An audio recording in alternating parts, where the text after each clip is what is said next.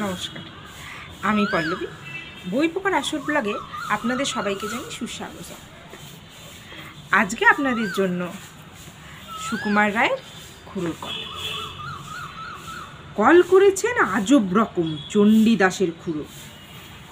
সবাই শুনে সাব্বাস বলে পাড়ার ছেলে বুড়ো। খুড়োর যখন অল্প বয়স, বছরখানেক হবে, উঠল কেঁদে গুঙ্গা বলে ভীষণ অট্ট রবে। আর তো সবাই মামা গাগা আবল তাবল বকে। বুড়োর মুখে গুঙ্গা শুনে চমকে গেল লোকে। বললে সবাই, এই ছেলেটা বাঁচলে পরে তবে বুদ্ধি জোরে এ সংসারে একটা কিছু হবে।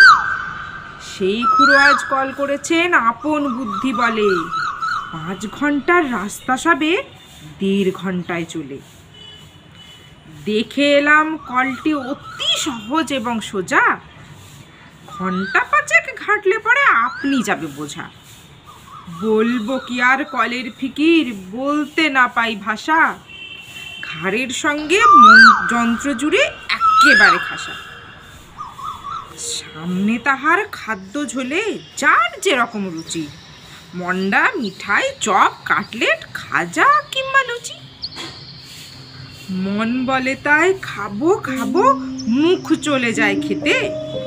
মুখের সঙ্গে খাবার ছোটে পাল্লা দিয়ে মেতে। এমনি করে লোভের টানে খাবার পানি চেয়ে উৎসাহেতে হুঁশ রবে না, চলবে কেবল ধেয়ে। হেসে খেলে 2-10 যোজন চলবে বিনা ক্লেশে। খাবার গন্ধে পাগল হয়ে জিভের জলে ভেসে। সবাই বলে সমস্বরে, ছেলে জোয়ান বুড়ো অতুল কীর্তি রাখলো ভবে চণ্ডীদাসের খুড়ো।